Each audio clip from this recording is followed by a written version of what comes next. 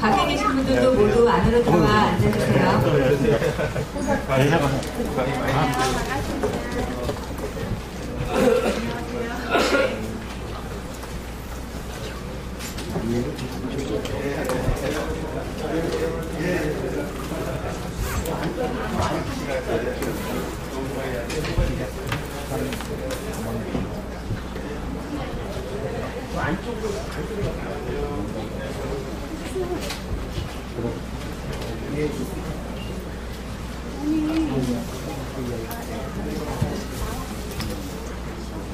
청구한 아니라 이렇게 했는데 신청했잖아요. 여기 보면은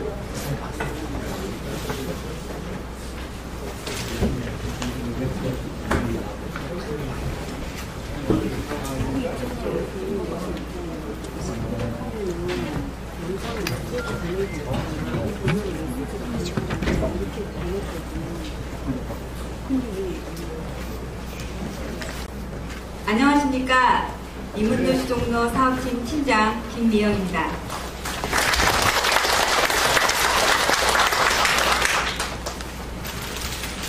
여러분 만나 뵙게 돼서 반갑습니다. 명절 연휴 바로 다음 날이라서 많은 분들이 참석을 못하시면 어쩌나 살짝 걱정을 했는데요. 이렇게 오늘 많은 분들이 자리해 주셨네요. 진심으로 감사드립니다. 지금부터 인문도시 종로 600년의 전통에서 미래의 길을 찾다 제2차년도 사업 선포식을 시작하겠습니다. 여러분들의 큰 박수로 오늘 열겠습니다.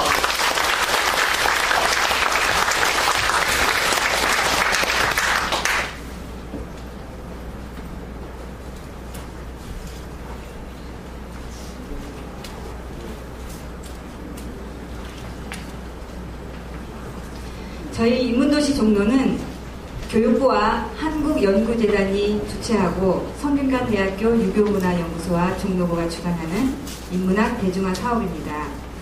총 3차년도에 걸쳐서 1차년도는 궁궐, 2차년도는 박물관, 3차년도는 문화거리를 테마로 해서 다양한 강연과 체험, 축제 등의 많은 프로그램으로 진행되고 있습니다. 여기 계신 분들 중에서도 많이 참여해 주셨는데요. 1차년도 사업은 총 한 5천여 명의 시민들이 참여를 해서 성공적으로 마칠 수 있었습니다. 다양한 프로그램들이 진행되었는데요. 그 모습들을 잠깐 영상으로 담아봤습니다. 잠깐 감상하시겠습니다.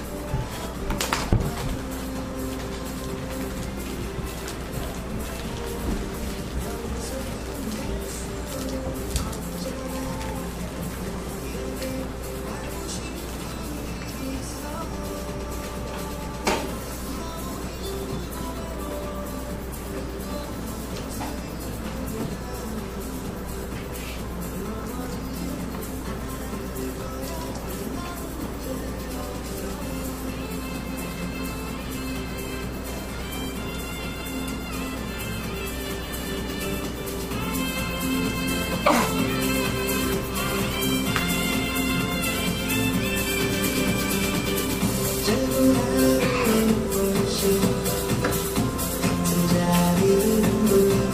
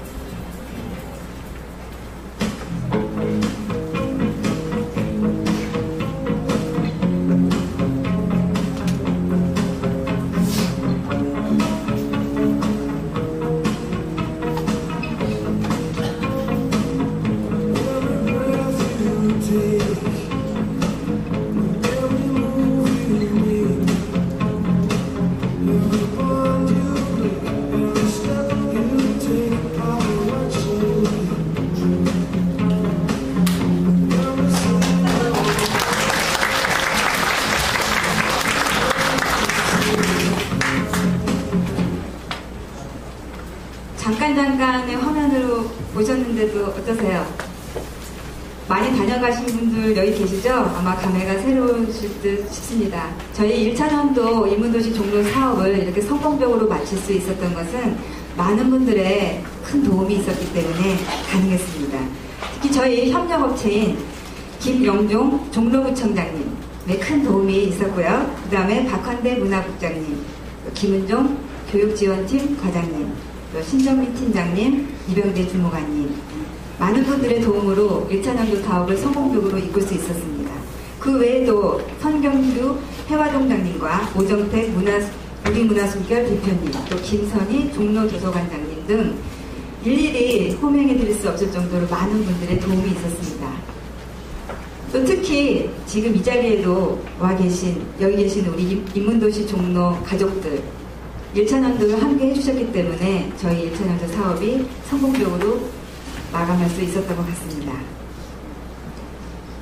다음은 내빈 소개를 하겠습니다. 바쁘신 일정 중에도 이렇게 자리를 해주신 내빈 여러분들을 소개할 텐데요. 호명이 될 때마다 아주 큰 박수로 맞아주시면 감사하겠습니다.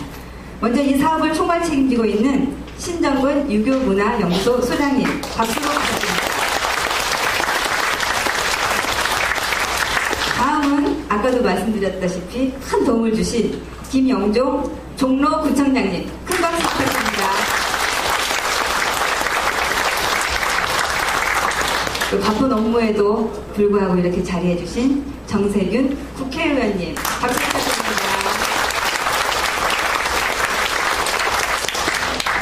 이어서 김복동 종로구의회 의장님, 큰 박수 부탁드립니다. 다음은 김선희 종로도서관장님, 박수 부탁드립니다. 오정택 우리문화순결 대표님, 박수 부탁드립니다. 또 선경규 해화동 주민센터장님, 어디 계신가요? 오고 계신가 봅니다. 나중에 오시면은 박수로 맞아주시기 바랍니다. 바쁘신데도 불구하고 이렇게 자리를 빛내주신 내빈 여러분들께 다시 한번 진심으로 감사의 마음을 전합니다. 다음은 신정근 유교문화연구소 소장님을 앞으로 모셔서 한 말씀 듣겠습니다. 큰 박수로 모셔주시기 바랍니다.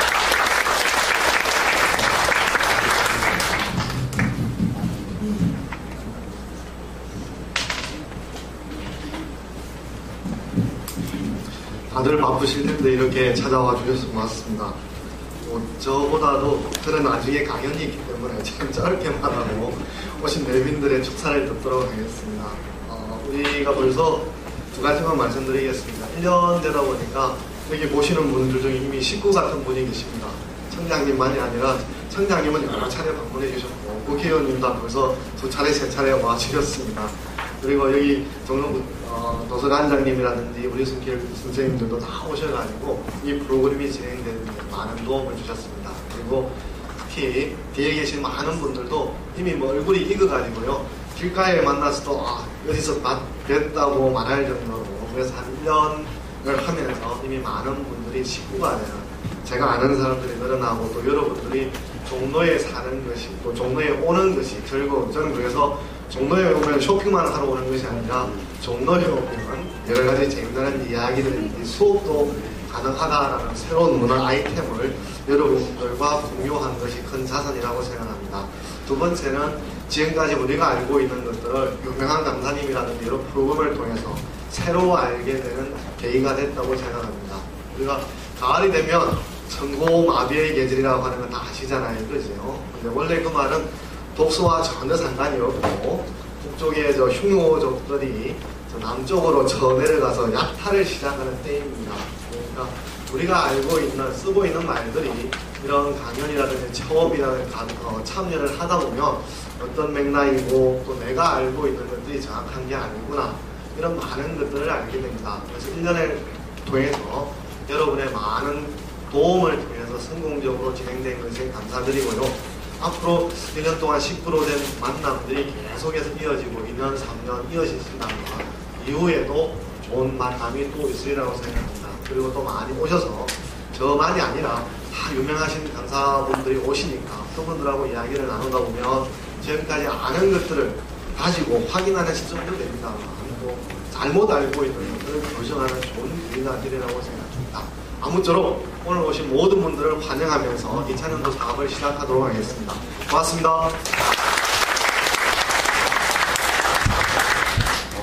네, 말씀 감사합니다. 종로의 문화유산을 통해 인문학을 접하는 기회이자 또 잘못 알고 있었던 것을 바르게 아는 기회가 되는 게 바로 인문도시 종로라는 말씀과 함께 여러분들의 많은 참여 덕분에 성공적으로 이끌고 있다는 감사의 마음까지 전하겠습니다. 다음은 김영종 종로구청장님을 자리로 모셔서 말씀을 듣고자 합니다. 박수로 맞아주실까요?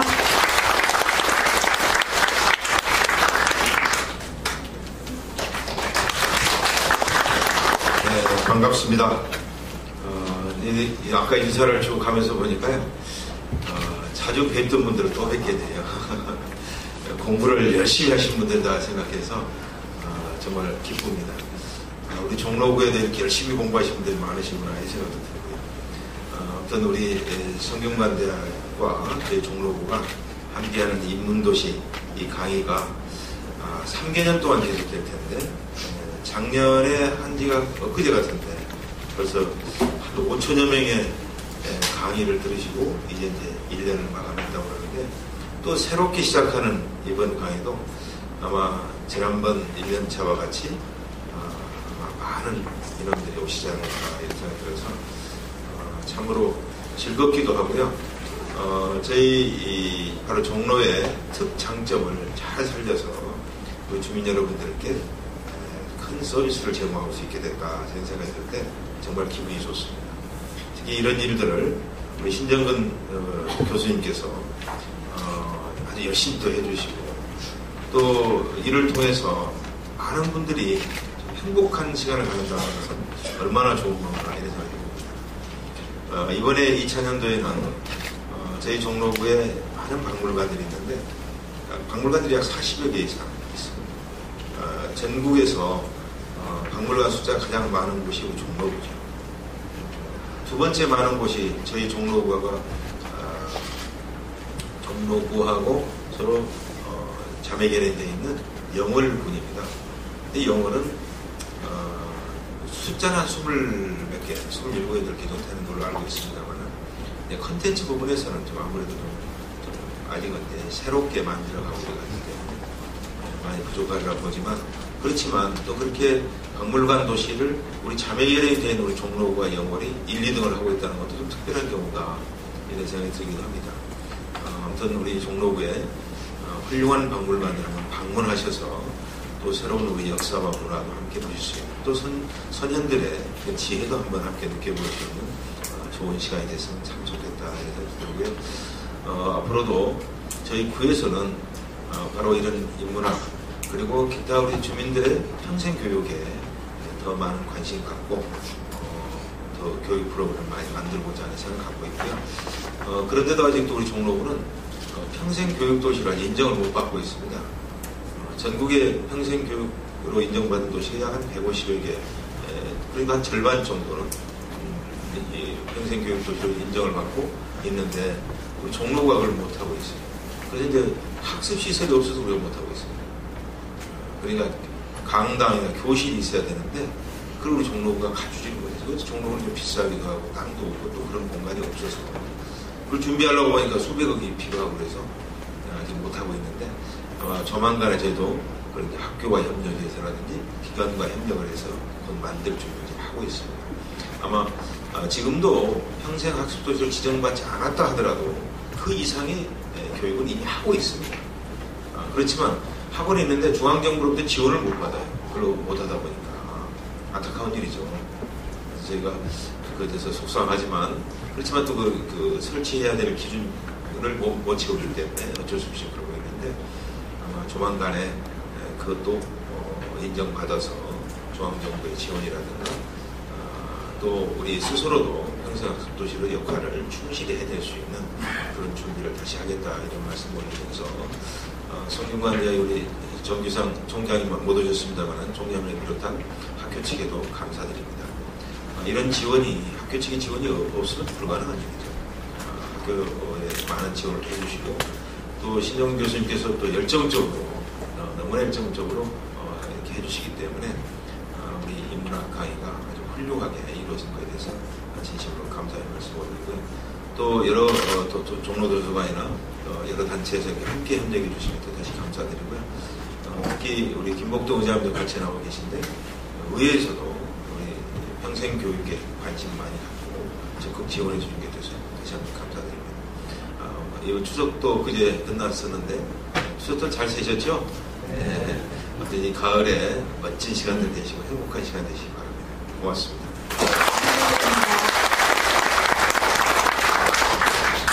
그 구청장님의 따뜻한 마음이 그대로 전달되는 말씀이셨죠? 여러분들에게 행복감을 준다면 그보다 더 기쁜 것이 없다 말씀을 해주셨고, 또 안타까운 것은 이제 평생 교육 도시로 인정받을 수 있도록 학교와 이렇게 협력을 해서 꼭 그걸 이루겠다라는 다짐도 해주셨습니다. 다시 한번 박수 부탁드릴까요?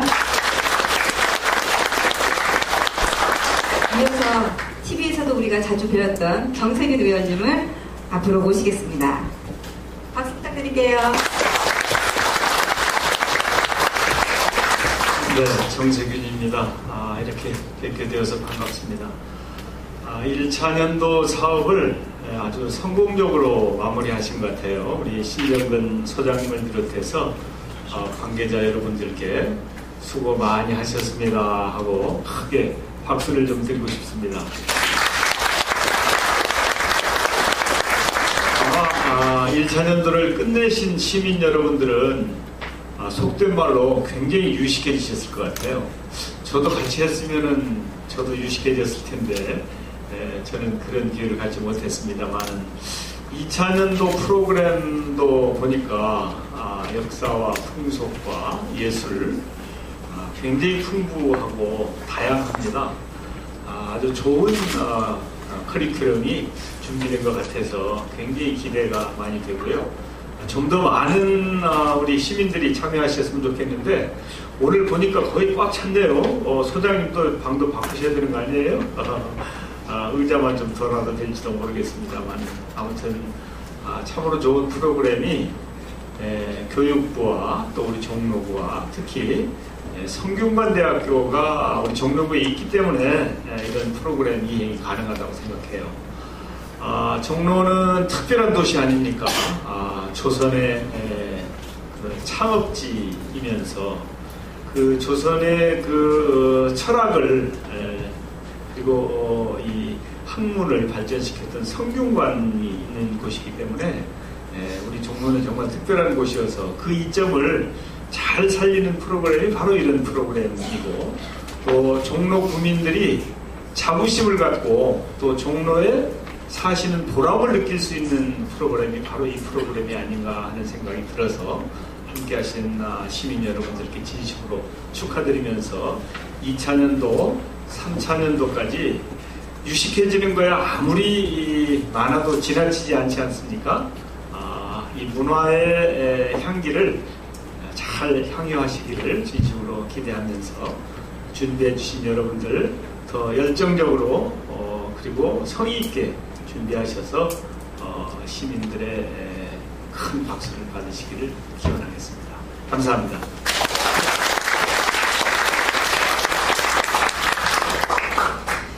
저희가 조선의 창업지인 종로 이 땅에 지금 있네요. 말씀 감사드립니다. 저희 특히 같이 일을 하는 저희 관계자로서 같이 사업팀을 하고 있는 우리 사업팀 모두 그 격려의 말씀 진심으로 감사드립니다. 다음은 김복동 의원님 또 자리로 모실까요? 박수 부탁드립니다.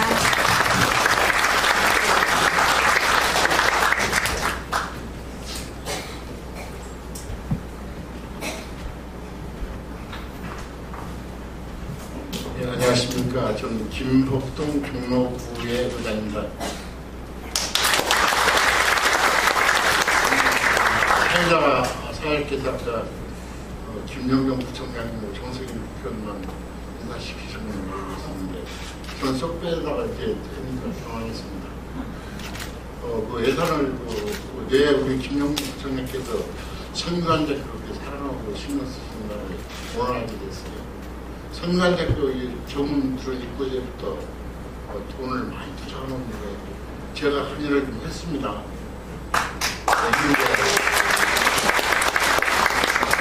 이름도 안 불러드리겠어요. 각하 말까 좋습니다. 안녕하세요. 종로구의 김복동 의장입니다. 역사와 전통이 있는 종로에서 인문도시 종로를 혁명 전통에서 미래의 길을 찾다. 2000년도 선포식을 하게 된 것을 진심으로 축하를 드립니다. 오늘 뜻깊은 행사 준비를 위해 쓰신 우리 정세균 국회의원님, 김용경 종로야 큰일입니다. 성균관대학교 정규상 총장님과 성균관대학교 유기문화연구소 신정근 소장님 그리고 관계자 여러분 감사의 말씀을 드립니다. 우리나라는 예로부터 유교적 가치관을 기반으로 남과 공생의 성숙한 정신문화를 꽃피워왔습니다. 하지만 눈부신 과학기술은 진보에 힘입어 비약적인 발전을 이루어 냈지만 물질 중심의 경제적 가치만이 우선시 되면서 정신적 가치의 상실, 공동체 해체, 도덕 의식 약화와 같은 부작용이 생겨나는 것도 사실 것입니다. 이에 따라 이를 극복하기 위한 대안으로 인간 중심의 세계를 추구하는 인문학이 급부상하고 있습니다. 인문학은 우리가 살아온 시대에서 살아갈 시대를 통시적으로 감출 수 있는 가장 유용한 수단이라고 할 수 있습니다. 한 사회의 과거와 현재가 인문학이라는 DNA 속에서 고스란히 녹아있는 과거를 오늘에 적용하고 내일을 대비하는 통찰력을 얻을 수 있습니다. 이제는 인문정신과 전통문화의 가치를 바탕으로 취업, 공동체를 극복하고 우리 고유 정신문화를 찾아야 할 것이라고 생각됩니다. 오늘 행사가 종로구에 위치한 유명은 문화 자산을 활용하여 600년의 전통과 21세기 현대가 소통하는 좋은 장이 되었으면 합니다. 다시 한번 인문도시 종로를 600년 전통에서 미래를 찾다 2차 연도 선포식을 진심으로 축하드립니다. 종로는 앞에서 말씀하셨습니다마는 600년이 넘는 도시임이 틀림없습니다. 문화재가 산재되어 있습니다. 이름에도 불구하고 종로에는 학교에서 먼저 이렇게 나와서 해주신 부분에 대해서 진심으로 감사드리고, 김용종 구청장이 등장한 이후에 성균관대학교가 많이 달라지고 있을 것이라고 이렇게 생각됩니다. 이어서 종로구의 11명의 의원들도 역시 구청장이 하는 일에 적극적으로 후원과 협조해서 성균관대학교가 크게 발전해 나갈 수 있도록 조금이나마 힘을 빼고자 합니다. 아무쪼록 여보신 모든 분들께 진심으로 감사드리고 종로를 지켜봐 주시기를 바랍니다. 무진장의 발전이 있을 것이라고 사료됩니다. 고맙습니다.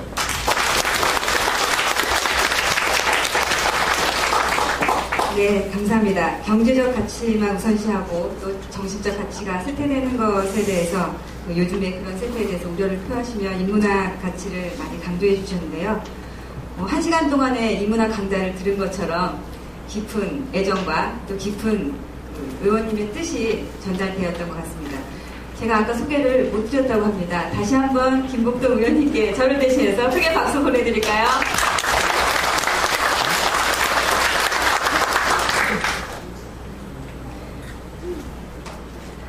끝으로 벌써 끝입니다. 끝으로 오늘 자리를 함께 해주신 여기 계신 모든 분들께 진심으로 감사의 마음을 전하며 인문도시 종로 600년의 전통에서 미래의 길을 찾다 제2차년도 사업 선포식을 여기서 마치도록 하겠습니다. 지금까지 저는 인문도시 종로 사업팀 팀장 김미영이었습니다. 감사합니다.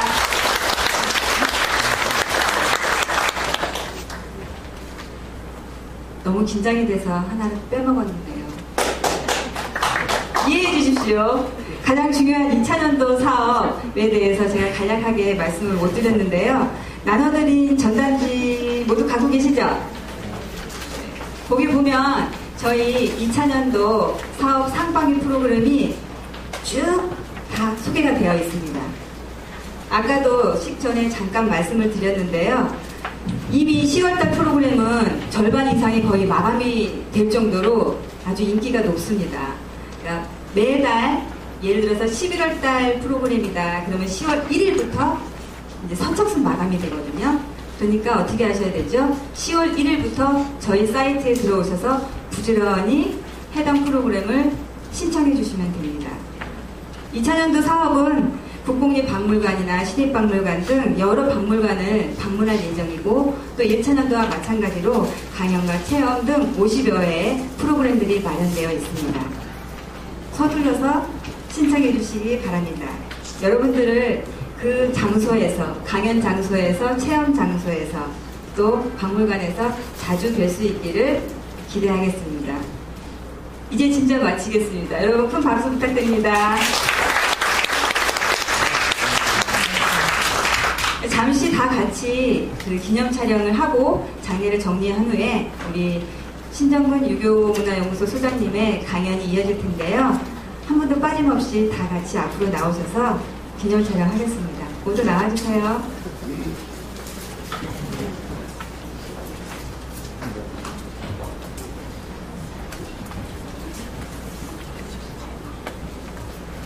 잠시 내빈 여러분. 반갑습니다.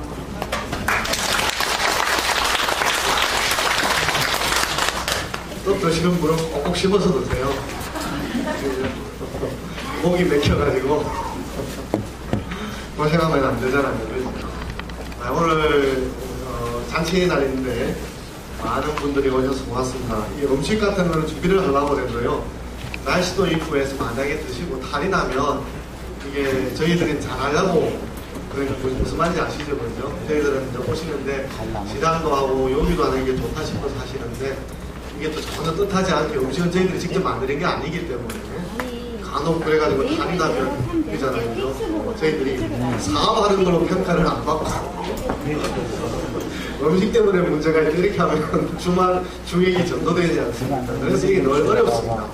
뭔가를 맛있는 거를 이렇게 해드리고 싶은데 이게 바로 지금 뜨끈뜨끈한 걸 가져올 수 없잖아요. 미리 가져와야 되고 또 그 시간 사이에 뭐 저희들이 냉장고라든지 보관할 수 있는 적절한 게 없기 때문에 그래서 그런 게 이제 사고가 날까 봐서 그런 거니까 좀 양해를 해주시기 바랍니다. 오늘은 앞쪽에 불을 좀 끄고 이쪽에 불만 좀 끄줄래요? 문계로서의 문학인데요. 문학과 관련된 이야기를 좀 듣고 하도록 하겠습니다. 한국 사람들이 여기 있는 막대표가 많이 있지 않습니까? 그죠? 이게 무슨 표냐 그러면 한국이 오른쪽에서 몇 번째 있습니까?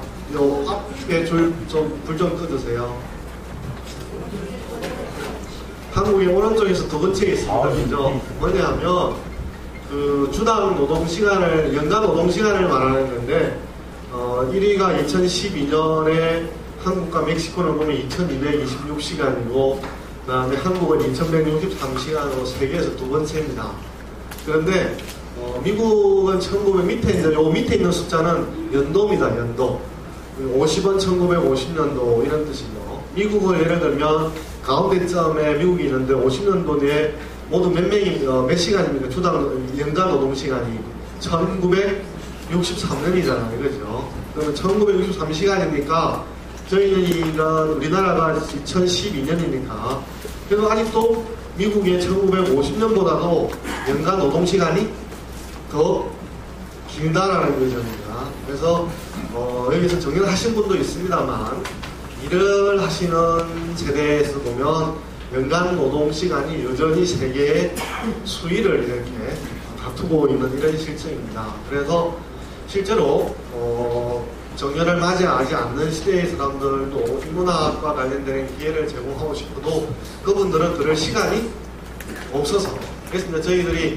프로그램 중에는 또 찾아가는 인문학이라고 해서 회사든지 여기 이제 회사든지 기업체든지 경영하신 분도 저희한테 연락을 주시면 좋습니다. 일정 수가 되면 회사라든지 직접 찾아가서 그분들이 실제로 이런 시간에 찾아오기가 어려우니까 모든 준비는 돼 있으니까 찾아가서 또 인문학을 하려고 하고 있습니다. 그래서 이런 실정입니다. 그래서 우리가 저녁이라든지 함께 보내거나 개인적으로 시간을 보낼 수 있는 여력이 거의 없는 실정이라고 할 수 있고 여러분들은 어떤 면에서 보면 축복이라고 할 수 있겠죠. 그죠? 이런 시간에 자기가 하고 싶은데 자유롭게 시간을 활용할 수 있다는 측면에서 노동 2000여 시간의 노동에 묘에 있는 사람에 비교한다면 엄청난 축복이라고 할 수 있습니다.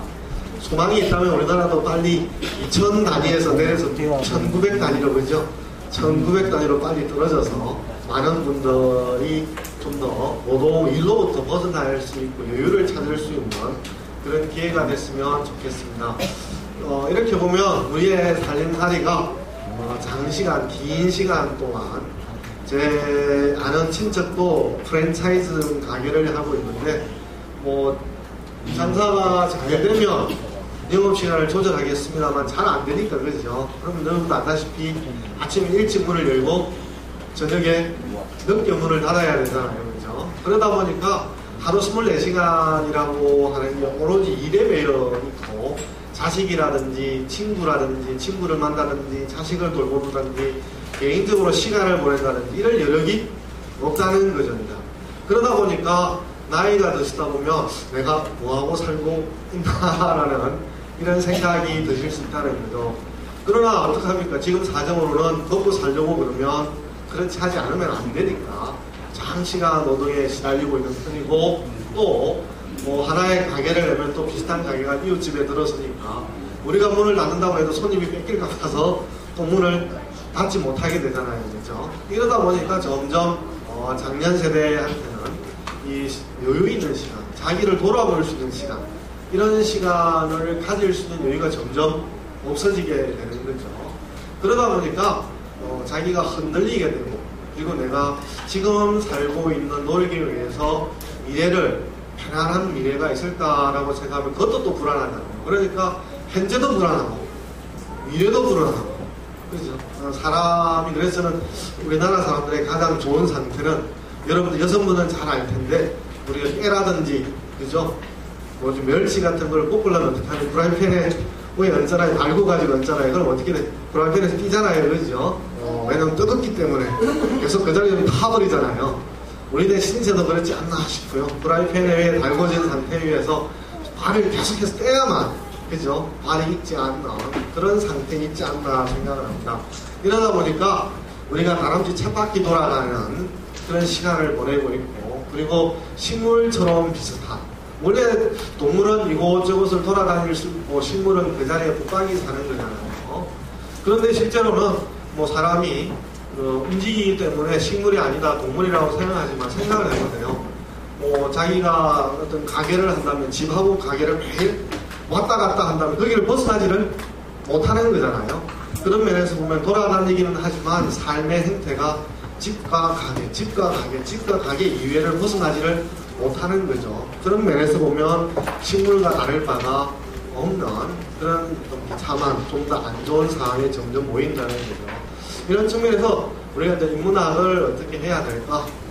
어려우니까 자기의 삶을 돌아볼 여력이 없지만 좀 더 어려움에도 불구하고 자기를 지탱하거나 자기를 버텨내려고 그러면 자기에 대한 성찰이라거나 이런 것들이 더더욱 필요하다고 생각합니다. 없는 시간이 없고 여유가 없을수록 인문학적인 사유가 없으면, 우리가 흔히 여러분 길 가다가 부딪히거나 또는 기분 좋은 일, 기분 나쁜 일이 있으면 우리가 성질이 급해져서 확 뭐뭐 해버릴까 보다, 이런 말을 하잖아요. 그죠? 그러니까 점점 생활에 여유가 없다 보니까 마음에도 여유가 없고, 아이를 키울 때도 한 템포 넘어갈 수 있는 것도 금방 아이한테 신경질을 내거나 여유가 점점 없어져 버리는 거죠. 그래서 사람 사이가 각박해지는 건데, 그런 의미에서 저는 여기 오신 분만이 아니라 시간적인 여유가 없는 분일수록 더더욱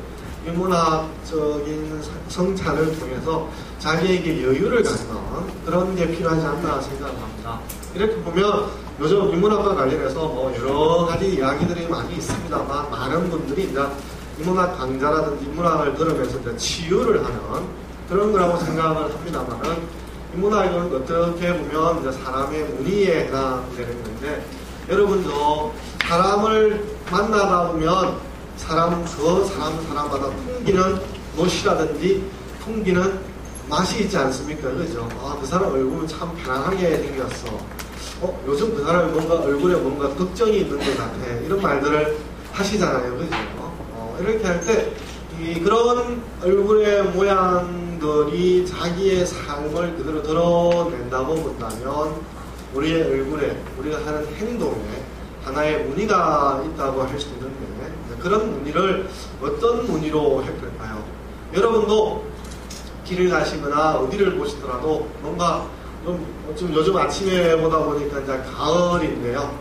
산 위에는 지금 단풍이 약간 든 데도 있습니다. 그죠? 그러면 전체적으로 보면 푸른 빛깔 속에 빨간 빛깔이 조금씩 모습을 드러내고 있는 거죠. 자연도 전체적으로 자기의 무늬를 수놓고 있는데, 우리도 다른 사람과의 관계에 있어서 우리를 어떤 모양, 어떤 무늬로 드러낼 것인가 라고 하는 측면에서 우리를 많이 돌아봐야 되지 않을까 싶습니다.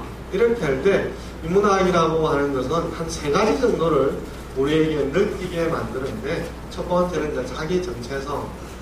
자기 정체성이라고 하는 게 이제 내가 누구인가 이런 것인데, 여러분들이 나가 누구인가를 알 수 있는 심리학적으로 측정할 수 있는 게 간단한 게 있습니다. 뭐냐면, 여러분들이 친구라든지 여러 가지 교우 관계에 있어서 이야기를 들을 때 그냥 시큰둥하게 넘어가는 거는 여러분들이 그렇게 예민하지 않고 들을 수 있지 뭐 이렇게 넘어가는 거는 자기 삶에서 중요한 게 아니에요. 그런데 누군가가 조금만 말해도 발끈하면서 화를 내는 게 있잖아요. 그죠? 그게 바로 자기한테 중요한 거예요. 왜냐하면 중요한 게 누구한테 침해를 당했다는 거죠.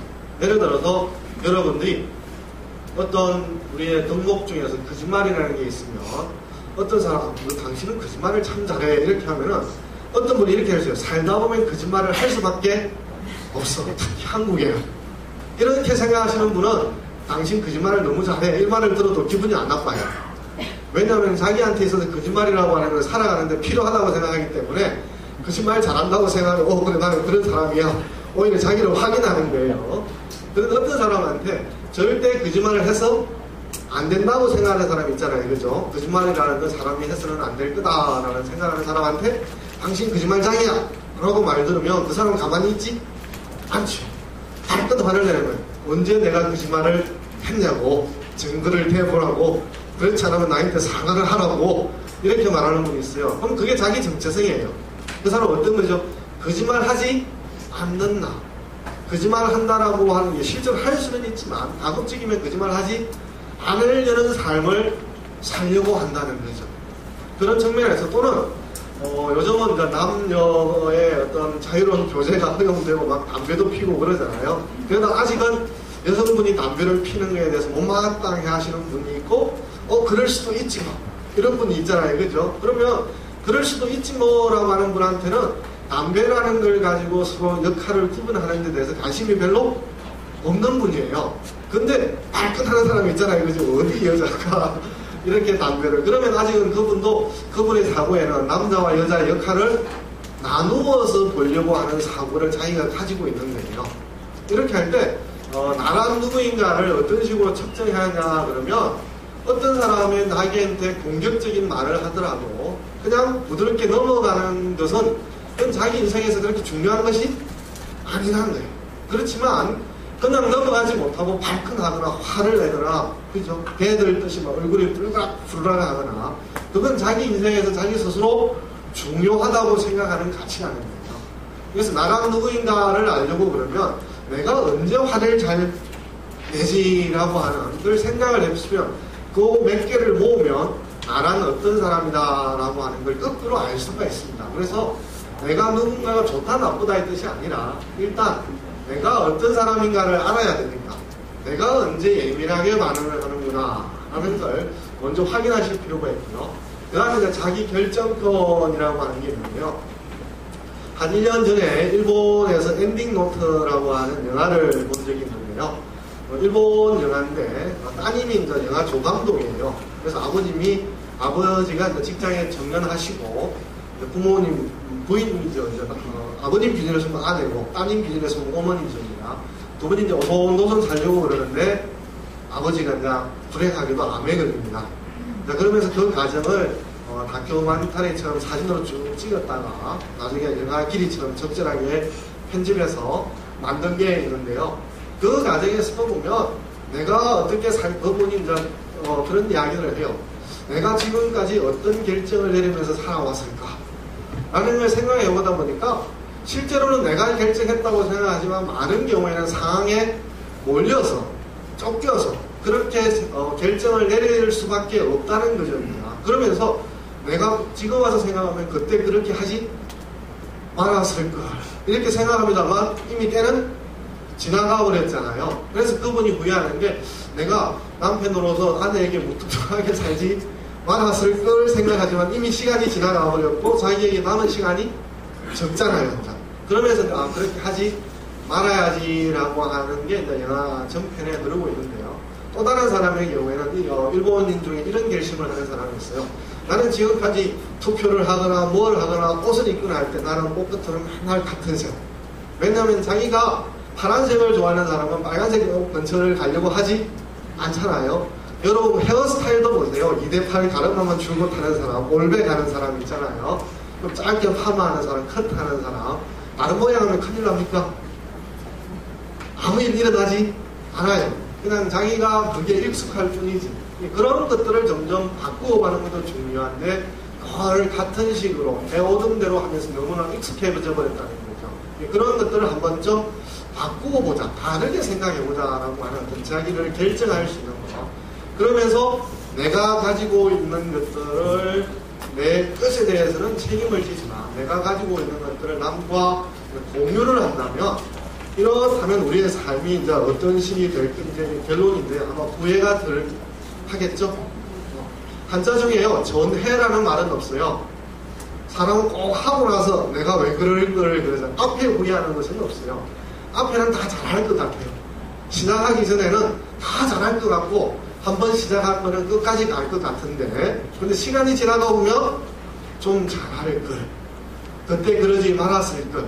사람이라고 하는 게 어쩔 수 없이 후회하는 동물이긴 한데 이런 자기의 정체성을 알면서 자기가 스스로 누구에게 휘둘리거나 시대에 김박당하는 것이 아니고 스스로 결정을 한다면 그러면서 내가 가지고 있는 것들을 남과 나눌 수가 있다면 후회가 덜하고 의미 있는 삶이 될 거라고 생각합니다. 그래서 저는 지금부터라도 자주 권하는 게 인생 노트를 좀 만들어 보자라는 건데요.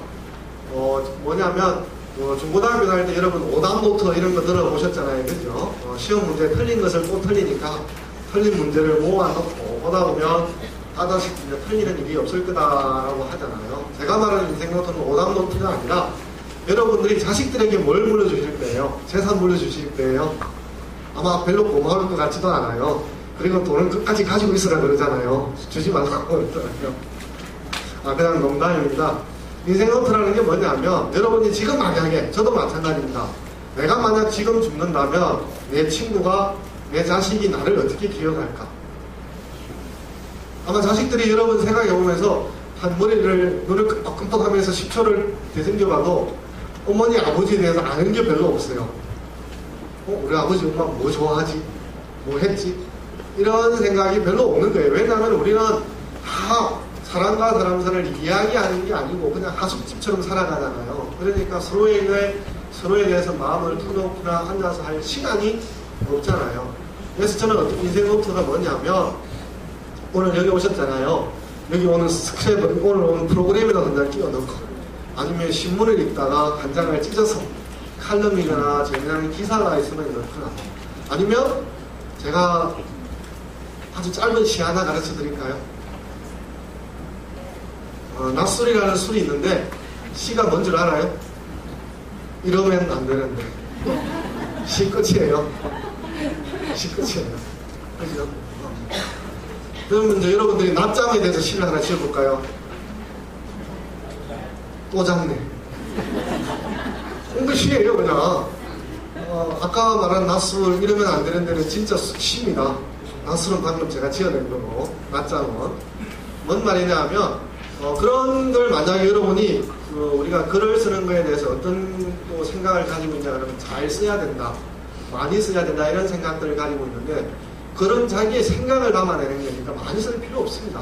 그냥 낯술이 이러면 안 되는데 말에 엄청나게 많은 게 함축되어 있잖아요. 그죠? 맨날 안 먹는다고 그러면서 워낙 술을 좋아하시는 분이니까 반주 삼아 한 잔씩 안 했다가 한 잔이 두 잔이 되고 두 잔이 석 잔 돼가지고 오후에 아무것도 못하고 그죠? 볼카 해가지고 그냥 한숨 자게 되잖아요.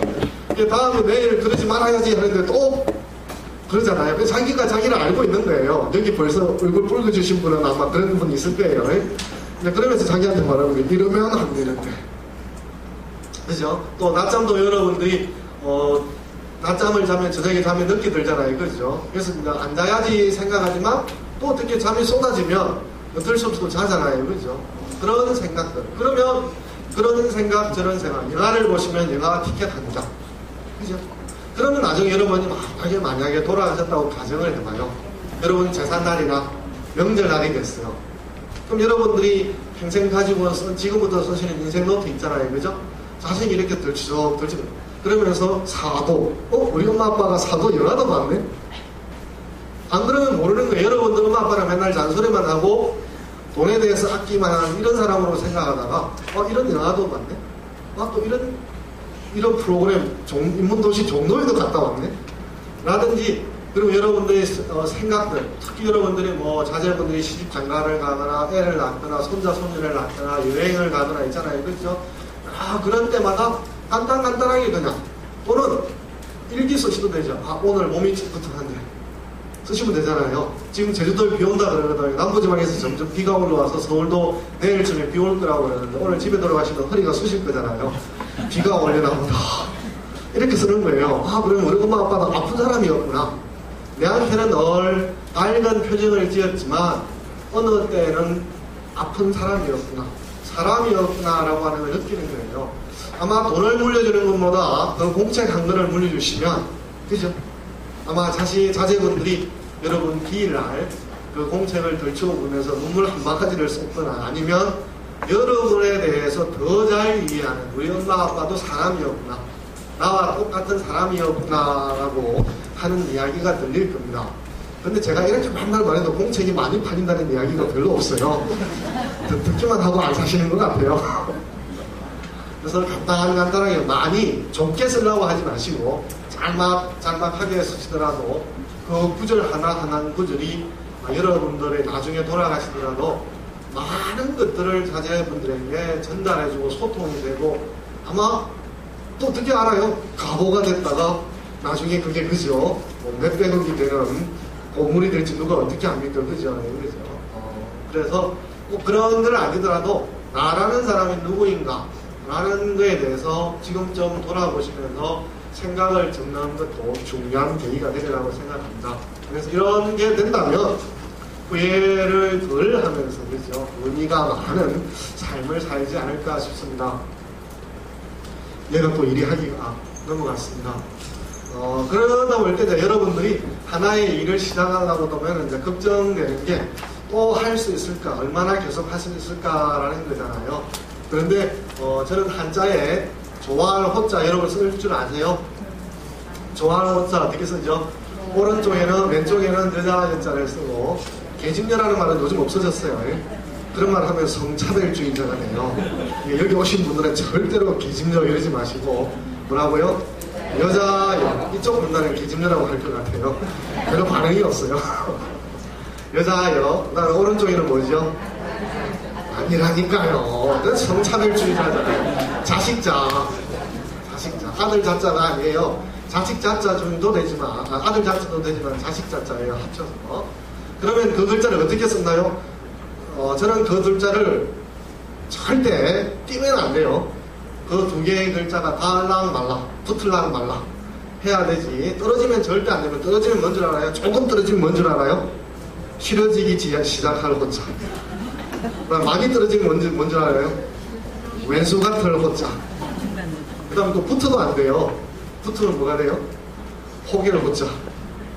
이래도 안 되고 글자가 두 자가 아주 닿아 있어야 되는데 그건 뭐냐 하면 여러분 아이 키워보셨잖아요. 아이 키우다 보면 저 한 2살 때 이유식 먹을 때쯤 되면 애들 이렇게 이유식 먹이다가 우리 저 젖병 같은 거 소독하잖아요. 그죠? 부엌에서 막 그러기 달그락 그러면 불이 나게 뛰어가서 불 끄야 되잖아요. 근데 그 사이에 아이들은 어떻게 하는 줄 알아요? 울어요. 자기를 버렸다고 생각해서. 그럼 다시 또 뛰어오면 금세 또 배시시 웃어요.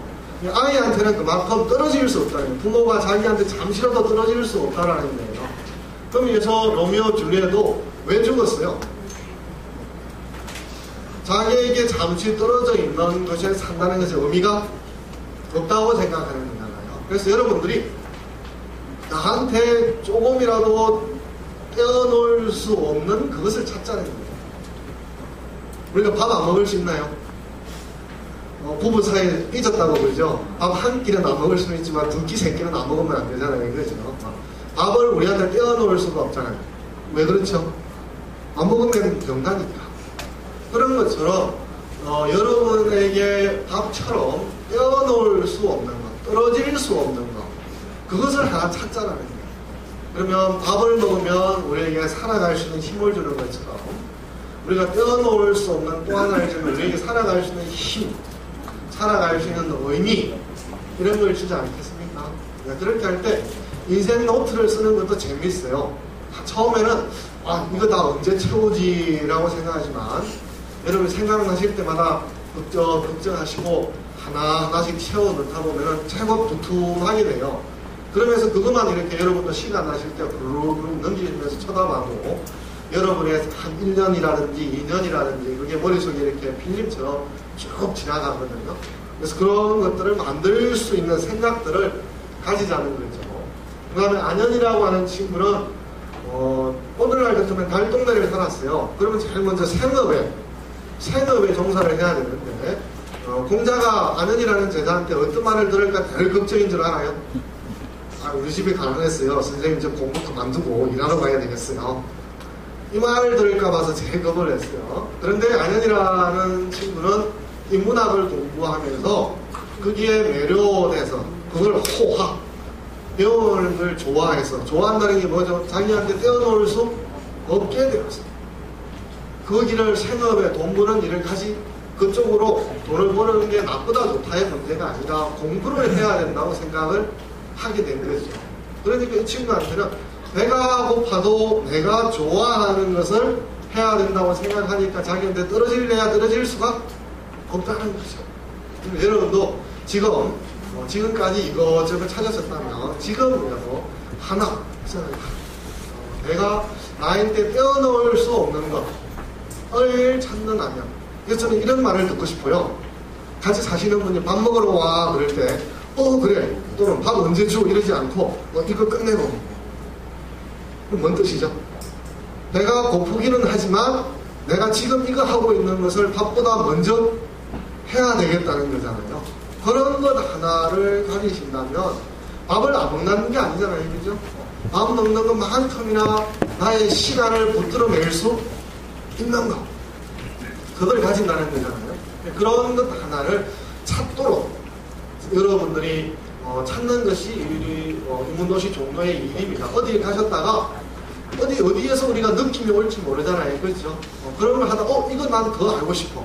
그럼 저희들이 단초를 실마리를 제공하는 거예요. 그래서 그 이후부터는 여러분들이 그거와 관련되는 거 하나하나 더 찾고 알다 보면 재미를 느끼기 시작하시는 거잖아요. 그래서 인문도시 종로는 여러분에게 모든 것을 드릴 수는 없습니다만 여러 다양한 것들을 제공함으로 통해서 여러분들이 이거 진짜 내 소문에 맞구나, 적성에 맞구나, 재미나는구나, 그걸 하나 정도 찾아보시라는 거예요. 그러면서 나에게 떼어놓을 수 없는 것으로 자리를 한다면 인문학이 가지고 있는 의미를 여러분들이 살리지 않나 생각합니다.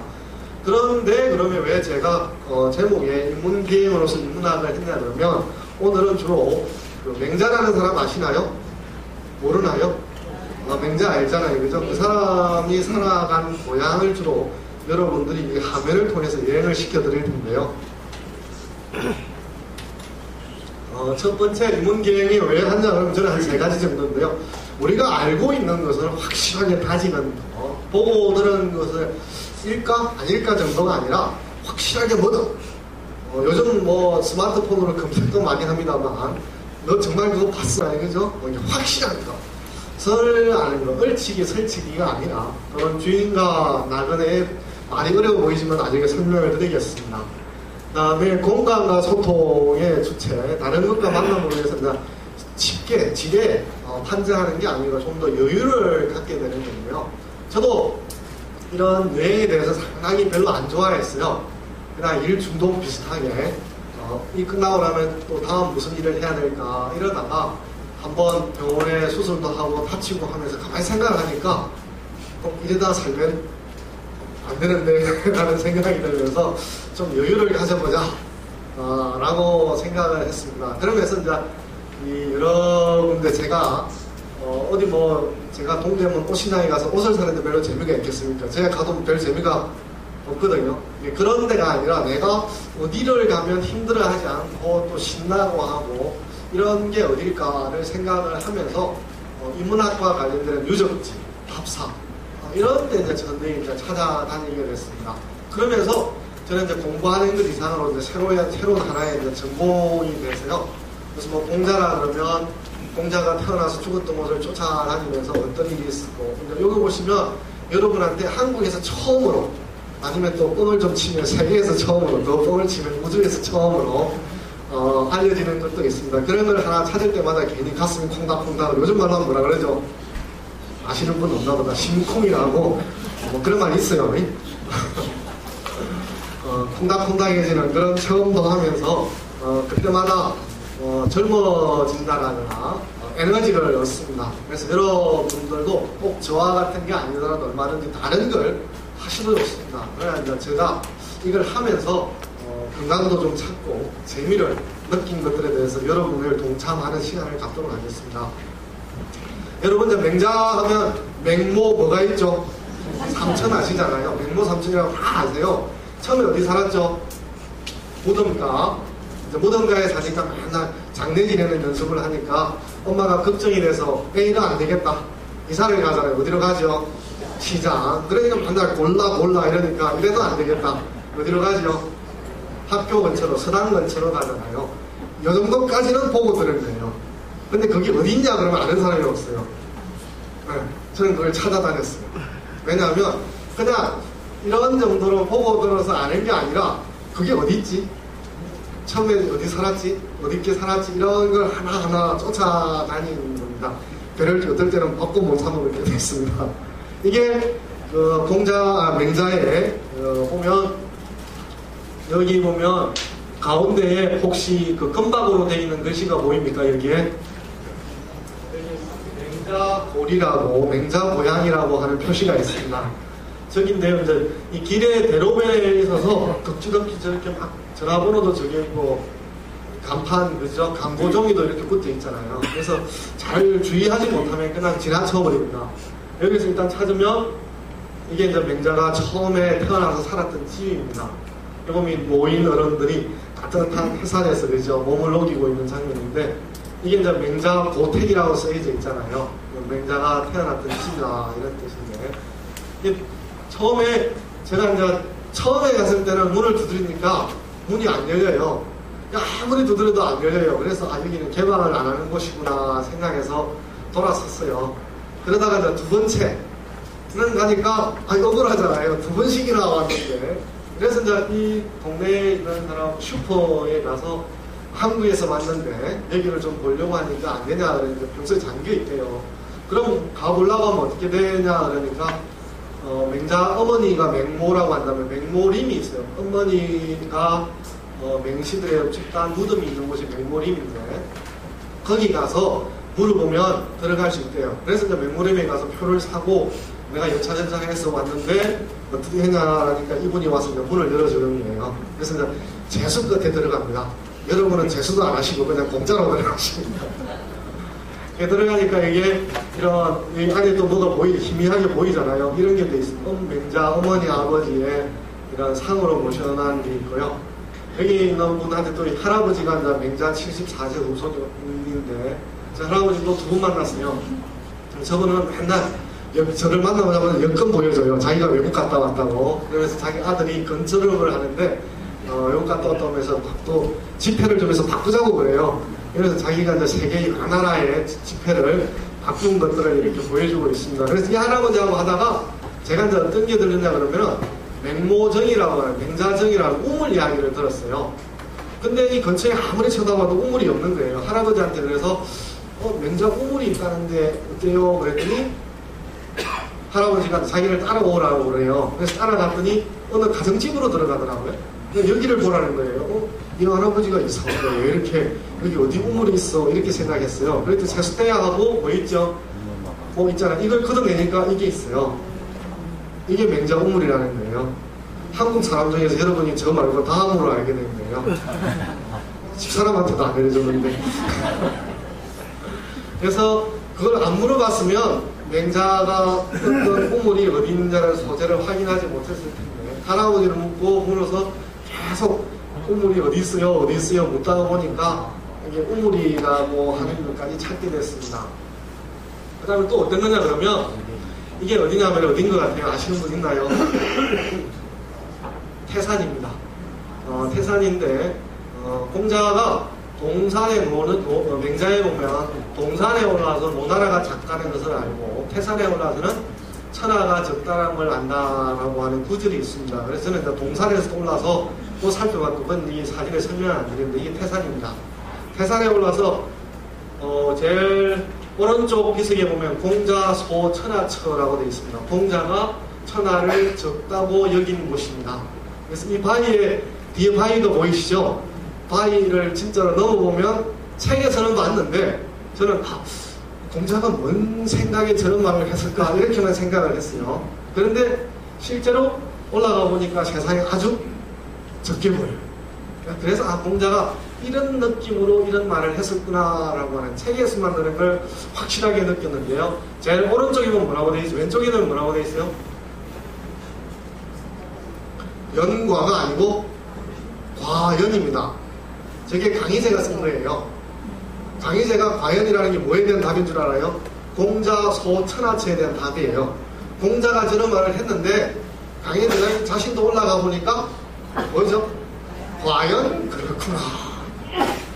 그래서 저 두 개의 비석을 합쳐서 읽으면 되는데 실제로 올라가 보시면 그냥 책에서만 느끼는 게 아니라 실제로 올라가 보시면 천하가 세상이 적게 느껴지는구나 라고 하는 걸 여실히 알 수가 있습니다. 그래서 저는 보고 들은 게 그치지 말고 확실히 그런 것인지 그렇지 않은 것인지 이것 하나하나들을 이렇게 초자하는 그래야 내가 아는 것이 확실하게 된다는 거죠. 이렇게 볼 때 맹모삼천이라고 말하지만 구체적으로 어딘지 확인하지 않습니다.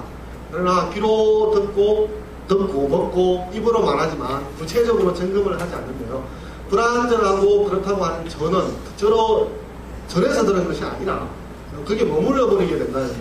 이렇게 할 때 누가 뭐뭐 하더라라는 통신에 흔들리지 않으면 확실하게 내가 알고 있는 것들이 정확한 것들을 알려고 그러면 어떤 사실에 대해서 끝까지 추궁을 해가는 것이 필요하다는 거죠. 그냥 대충 아는 것이 아니라 그것에 대해서 끝까지 추궁해 간다면 내 삶의 바닥이 단단한 바닥 위에 서 있게 되겠죠.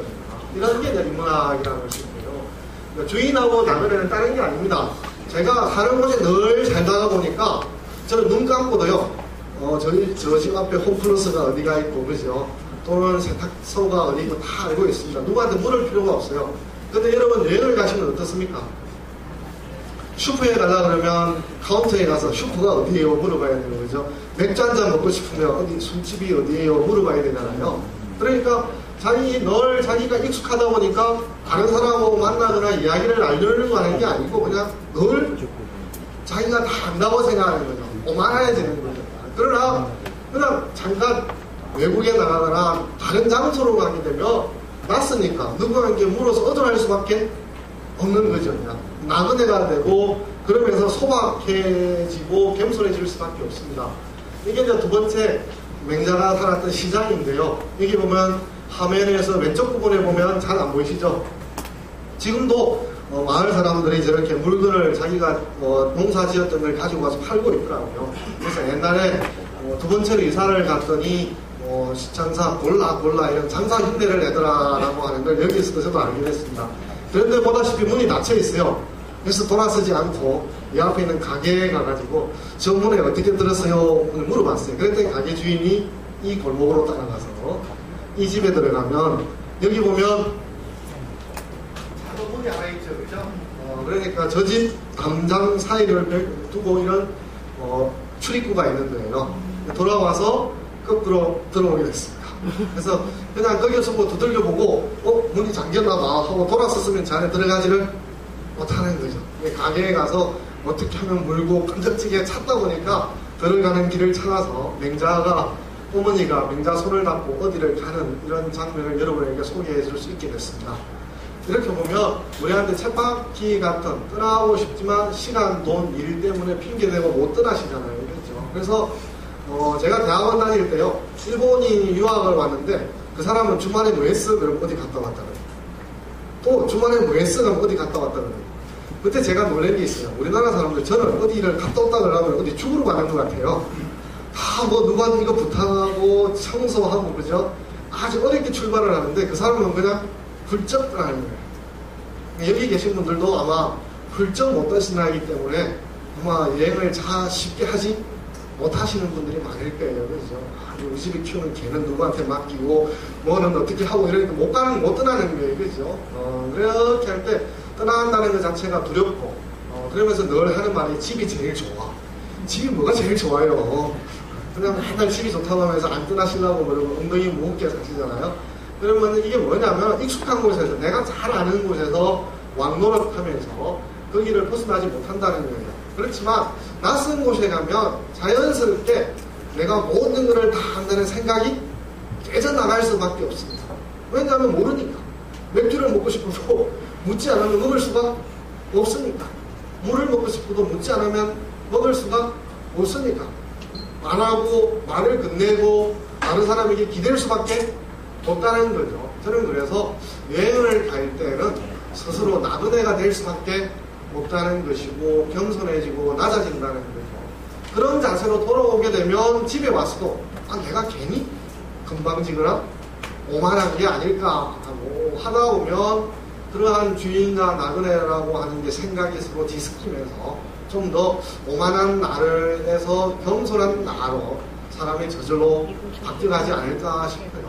그런 측면에서 여러분 인류의 성현들은 다 특징들이 뭔지 알아요? 예수라든지 공자든지 다 뭔지 알아요? 공통점이 뭔지 알아요? 부처든지 역마살이에요. 한 군데 붙어있던 사람 있나요? 없잖아요. 전부 다 돌아다녔어요. 돌아다니다 보니까 자기가 어느 곳에 뿌리를 내려서 익숙하고 그것이 내가 다 안다고 생각하는 것이 아니라 가는 데마다 묻고 그리고 자기를 낮추게 되고 이런 점.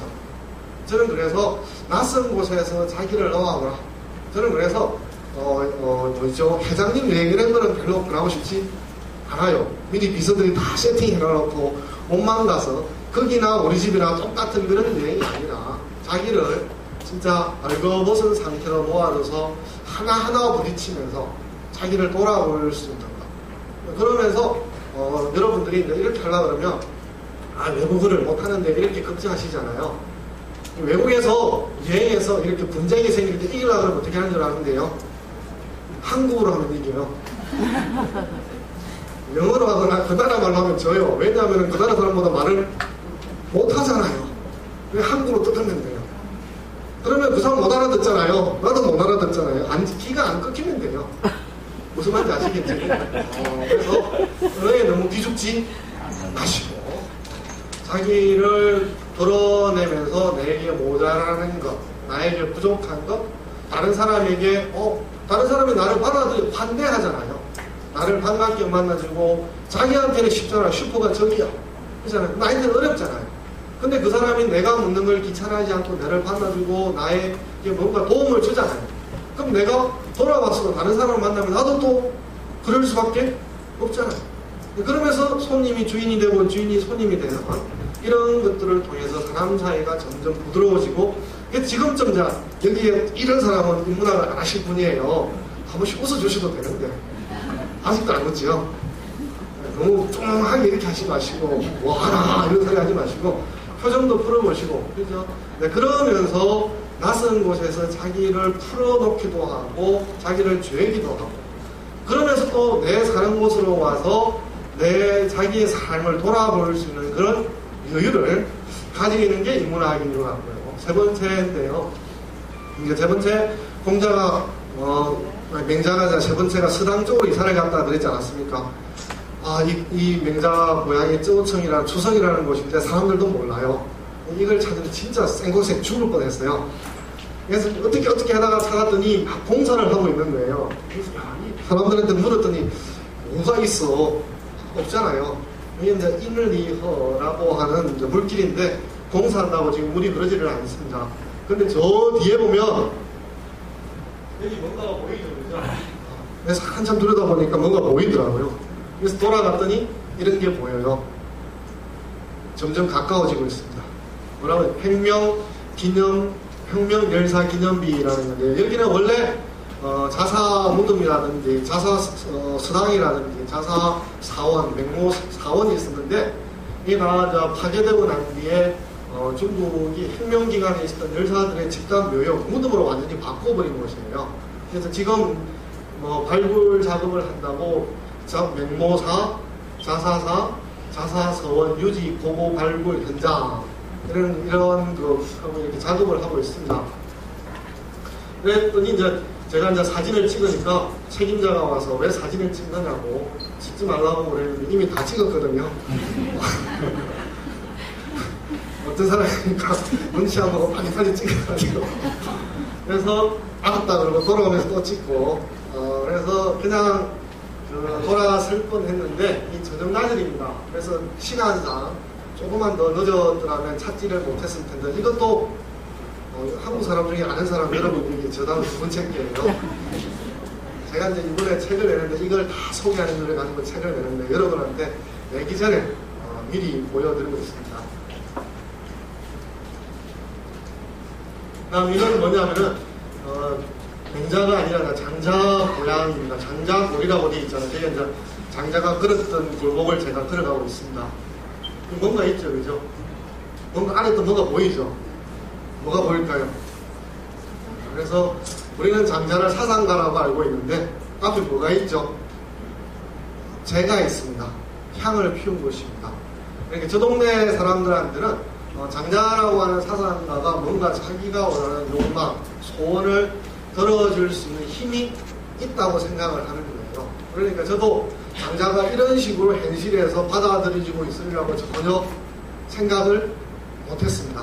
그런데 현장에 가서 이런 걸 확인하다 보니까 이 사람들한테는 장자책이 중요한 게 아니라 장자가 가지고 있는 뭔가 파워가 장자에게 뭔가를 빌면 그러면서 제가 사는 곳이구나, 이곳이구나, 사람 사는 곳이 참으로 어렵구나, 인생이라는 게 참 살기 어렵구나라고 하는 것. 그래서 여기 있는 사람도 사람이고 저도 사람이라고 하는 것들을 별종의 사람, 국적을 떠나서 사람이라고 하는 사람이 태상에 태어나서 한평생 목숨을 유지하면서 살아간다는 노릇하기가 참 쉽지가 않구나 라고 하는 걸 새삼 느끼게 됐습니다. 이렇게 할 때 우리가 이제 이상이라든지 기준을 정해서 사람들에게 그 현실에다 적용하려고 하고 자기가 아는 것을 다른 사람에게 전달하고 강요하게 됩니다. 심지어는 그러다 보니까 자식과 자식, 저도 선생님입니다만 학생의 관계도 마찬가지고 또는 상사와 보아 직원도 마찬가지고 그렇지만 그런 게 아니라 이 사람과 현실은 그 자체로 다양한 요소로 되어 있는 하나의 우주입니다. 그 사람이 그런 생각을 하는 데에는 20년, 30년 동안 다양한 요소에서 만들어진 자라고 하는 게 있지 않습니까? 그렇죠? 그게 하루 어떤 관계에서 만났다고 한꺼번에 도매금으로 너는 이런 사람이야, 저런 사람이야 라고 금을 매길 수가 없지 않습니까? 그러나 우리가 바쁘다는 이유로 또는 너는 잘 몰라라는 이유로 다른 사람의 주장, 생각들을 자기와 같은 걸로 생각하는 것이 아니라 이렇게 낮게 보려고 하는 은연중에 그런 게 있지 않습니까? 이렇게 할 때 저는 사람끼리 자유롭게 말하고 서로 끊임없이 귀를 기울이면서 생각을 나누는 거. 그렇게 할 때 말허리를 자르지 마시고 우리가 오늘 이후부터라도 다른 사람이 말하는 걸 끝까지 들을 수 있는 것도 인문학이지 않나 싶고요.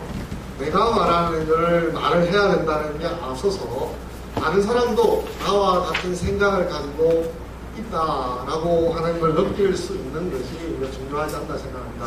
이런 측면에서 보면 인문학이라고 하는 건 이제 생각의 폐쇄로라고 하는 데 출발해서 자기가 경험이 많고 또는 삶을 오래 사시다 보면 나름대로 자기 나름의 해법이 있잖아요. 이때는 이렇게 하고 저 때는 저렇게 하고 저 때는 이렇게 하고 답이 다 있지 않습니까?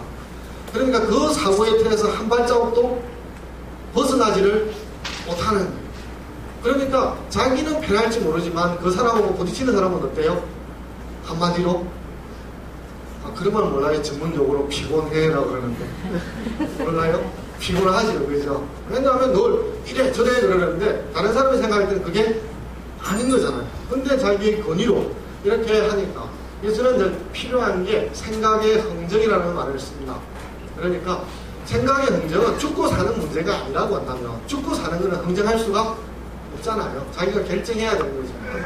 죽고 사는 문제가 아니라고 한다면 좀 더 생각을 흥정하는 사회, 생각을 강요하는 사회가 아니라 대통령이라고 해서 이렇게 생각해라고 해서 다른 사람들이 다르게 생각을 못할 이유가 없잖아요. 그런데 우리는 자꾸만 생각을 강요하거나 생각의 정답을 말하는 이런 데 익숙한데 여러분도 시장에 가셨을 때 물건 가격이 있으면 흥정하잖아요. 그렇죠? 흥정이 어떻게 이루어지는 줄 알아요? 기꺼이 손해보려고 할 때 이루어집니다. 예를 들어서 봐요. 콩나물을 사러 갔는데 한 사람이 주인이 1,000원이라고 했어요. 이거 사려는 사람은 이야기상 얼마라고 해야 되겠습니까? 500원 줄게. 그럼 우리가 가격이 언제 형성되죠? 750원에 형성되잖아요. 그럼 주인은 얼마 손해봤어요? 250원을 덜 받은 거야. 그럼 또 살려고 하는 사람은 250원을 부어준 거잖아요. 그럼 결국 어떻게 됐죠? 두 사람이 다 손해봤어요. 근데 돌아서면서 웃어요. 맞잖아요.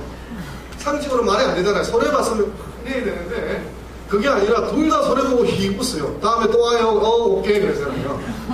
이 흥정이라고 하는 거는 둘 다 자기 거를 챙기겠다 하고 흥정이 일어나지를 않잖아요. 천원 밑으로는 절대 안 돼요. 그럼 살 수가 없잖아요. 500원 나는 500원 이상 절대 줄 수 없어. 그러면서 흥정이 일어날 수가 없잖아요. 두 사람이 손해보려고 할 때 그때 흥정이 일어나요. 생각도 우리가 자꾸 흥정을 해야 되는데 흥정을 하지 않고 생각을 강요하려고 해요.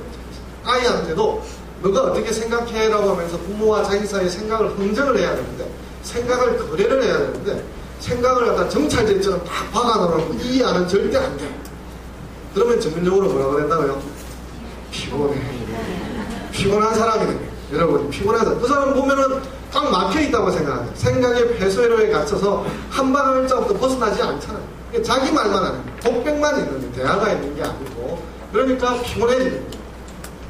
그러나 이렇게 생각을 하다 보면 생각을 나누고 흥정하다 보면 자기가 담아있던 세계에 나무가 있습니다. 가장 어린 나무를 치목이라고 그러는데 그 나무가 거목이 되려고 그러면 이런 나무가 되려고 그러면 어떻게 해야 되죠?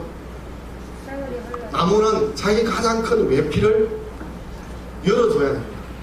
열어줘야 안에 있던 것이 차고 나와서 큰 나무가 되지 바깥에 있는 외피가 열어주기를 거부하면 어떻게 되죠?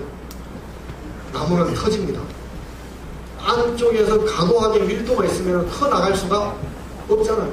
바깥이 열어줘야 안에가 커서 바깥으로 뻗어나가는 안이 밖이 되고 밖이 안이 되는 일이 일어나잖아요. 근데 내 바깥에 전혀 다른 게 들어설 수가 없어라고 해 닫아둬버리면 터져버려요. 이렇게 할 때 저는 자기를 열어주는 거예요. 그러면서 점점 자기가 넓어지는 거예요. 자기가 커져가면서 이러다 보면 혀의 자료인데 맹자하고 장자가 공유하는 말이 뭐냐면 사람들이 여러분 저 헬스 가면 운동하는 기구 중에 물구나무 서는 거 있잖아요. 그 오래 못 하잖아요. 힘들어서. 그런데 운동하면 2, 3분 있다가 바로 일어서는데 생각을 거꾸로 사는 사람이 많다는 거예요. 뭐가 중요하고 뭐가 중요하지 않지 헷갈려서 사는 사람이 많다는 게 도현 또는 도치지민. 장자는 도치짐이라고 그러고 맹자는 도현이라고 그러는데 거꾸로 매달려서 산다는 거예요. 몸이 걸어가는 거는 머리가 위에 있고 발이 땅에 안에 있습니다. 그런데 생각하는 거는 뭐냐면 머리가 땅에 있고 발이 위에 있는 채 거꾸로 살아간다고 말하는 거죠. 거꾸로 살아가는 걸 풀려나가는 게 현해입니다. 매달려 있는 데서 풀려나가는 거예요. 저는 그래서 우리가 지금까지 한국 사회에서 필요한 게 정답이 필요한 시대였어요. 이 길로 가라. 그래 정답 앞으로 필요한 것은 복합적인 사유, 말랑말랑한 사유가 필요하다고 생각합니다. 왜냐하면 지금까지는 단순한 사유를 살았기 때문에 그 길에 대해서 한 가지 답만 있다고 생각했지만 지금은 삶의 양식이 다양하기 때문에 말랑말랑하고 복합적인 사유를 해서 하나의 사물을 보더라도 장단점을 보려고 해야 되지 꼭 단점만 보고 장점을 안 보려고 그러면 사람이 피곤해진다. 그런 측면에서 중국에서 현대적으로 인간을 평가하는 게 참 재밌습니다만 연도서 모택동이라는 사람이 있는데요. 그 사람에 대해서 어떤 식으로 평가하냐 그러면 그 사람도 사람이니까 단점이 있겠죠. 그죠? 장점도 있겠죠. 신중국을 만들었으니까 중국의 아버지라고 칭하지만 문화혁명이라고 해서 많은 것들을 파괴하고 죽이고 살상했습니다. 그래서 뭐라고 그랬냐면 장점이 7이고 단점이 3이다. 이런 식으로 사람을 전체로 보려고 그러지 단점 3만 가지고 그 사람을 죽일 사람이라고 생각하지 않고 7만 봐가지고 그 사람을 신으로 만들려고 하지 않는다는 거죠. 하나의 사물에 대해서 장단점을 복합적으로 사용하면서 생각해야 되지 사람이라고 하는 게 어떻게 신이 아닌 다음에야 장점만 있거나 단점만 있거나 있을 수가 없지 않습니까? 그래서 지금까지 우리는 정답, 오로지 하나 이런 것들에 익숙해져 있기 때문에 모범적인 사고 말랑말랑하지를 못하고 딱딱합니다. 그러면 앞으로 이 시대를 살아가려고 그러면 120살 산다고 그러잖아요.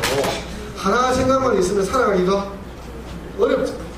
답이 2개, 3개여야 되잖아요. 그러려고 하면 생각이 말랑말랑해야 되지 생각이 딱딱해지면 자기를 변화를 할 수가 없는 거죠. 그런 측면에서 우리가 좀 더 복합적인 사유와 말랑말랑한 사유 생각하는 것으로 필요하다는 거죠. 그 다음에 이야기를 마치고 하나만 하고 마치도록 하겠습니다. 우리가 보통 그 아침에 출퇴근하는 사람을 예를 든다면요, 그 사람이 만약에 지하철을 이용한다고 한다면 집에서 지하철역까지 가는데 초미의 관심사가 뭡니까? 지하철을 타는 거예요. 그래서 그 사이에 무슨 공사가 하는지, 무슨 약국이 있는지, 무슨 슈퍼가 있는지를 눈에 들어오지를 않아요. 그런데 오늘날 그 사람이 길을 가다가 모두볼로 공사를 잘못해서 뾰족한 걸 건드려서 넘어져서 무릎을 좀 다쳤어요. 피가 나요. 어떻게 해야 됩니까? 회사부터 가야지. 이러면서 여러분들은 환자예요. 그런 사람은 환자라고 해요. 환자가 아닌 사람은 어떻게 하죠? 뭐 응급처치를 해야지 라고 생각했어요. 그러다가 주위를 뚱게뚱게 쳐다보니까 뭐가 있어요? 약국이 있어요. 약국에 가서 응급처치를 했어요. 그러면 봐요. 그러다가 그 다친 사람은 남자고 약국은 여자 아가씨였어요. 두 사람이 결혼을 했어요. 이러면 이야기가 너무 뻔하죠, 그죠?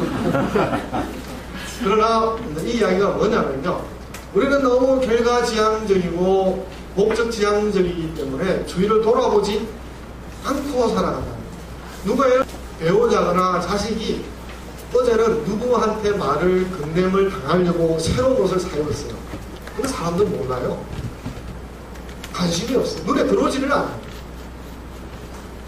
생각을 멈추고 시간을 멈추고 돌아다 보니까 거기 약국이 있었네. 또는 그 사람이 거기를 다녔기 때문에 돌부리에 넘어졌기 때문에 그잖아요. 그죠? 자기가 약국이 어딨네 라고 하는 주위를 돌아와 보게 됐다. 문학이라고 하는 거는 급행 절차처럼 쭉 가는 게 아니고, 그죠? 한국 사람들이 여행 가면 이상한 버릇이 있어요. 뭔 줄 알아요? 직진 본능, 유턴 금지 본능. 쭉 앞으로만 가버려요. 좌우 뒤를 돌아볼 때에 눈길을 머물 수 있는 거. 이게 인문학이라고 하는 거는 속도에 의해서 질주하는 사람을 덤을 잡고 쉬었다가 라고 하면서 주위에 뭐가 있는지, 내가 무엇하고 연결되어 있는지, 또는 내 주위의 사람들이 무엇 때문에 아파하고 있는지, 이런 것을 우리가 멈추도록 하는, 그러면서 내 속도가 적정한지, 내가 어디로 나아가고 있는 건지, 내가 뭘 욕망하고 있는 건지, 내가 나 삶에 있어서 뭐가 중요한 것인지, 그런 자기 스스로에 대한 대답을 자기에게, 누가 제시하는 게 아니잖아요.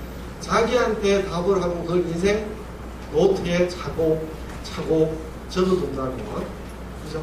그게 여러분의 다른 어떤 것만큼이나 여러분이 이루는 성취를 그대로 고스란하게 반영하는 책이고, 그게 또 바로 인문학의 결실이라고 생각합니다. 그래서 인문학이라고 하는 건 배워서 남에게 자랑하는 것이 아니라 바로 내 삶을 찌르는 것, 내 삶이 그냥 쭉 나아가고 있는 걸 그냥 하지 못하도록 하는 것. 즉, 너무나 익숙하다 보니까 여러분들이 어제 했던 대로 그대로 하지만 자기가 모든 것을 가지고 부딪혔을 때 더 이상 해결되지 않으면 생각을 하게 되고, 도대체 왜 그럴까 생각을 하게 되는데, 그런 생각을 통해서 자기가 지금까지 살아온 것들을 돌아보게 만들고 미래를 새롭게 기획하게 만들고, 그러므로 인해서 나의 오만한 나에서 다른 사람과 어울릴 수 있는, 나의 생각을 강요하는 것이 아니라 상대와 생각을 흥정을 할 수 있는,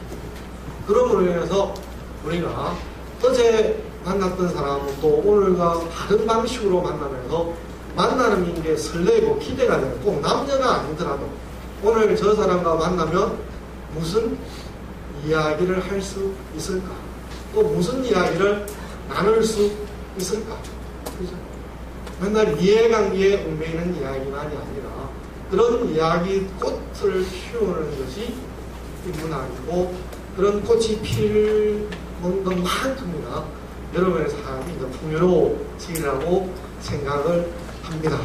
이야기를 마치고 질문 있으면 이분당 한 분, 이분당 한 분만 받고 마치도록 하겠습니다.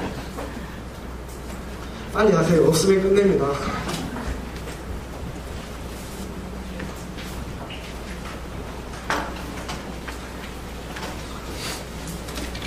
제가 50분까지 강의한다고 그랬죠. 딱 50분에 마쳤습니다.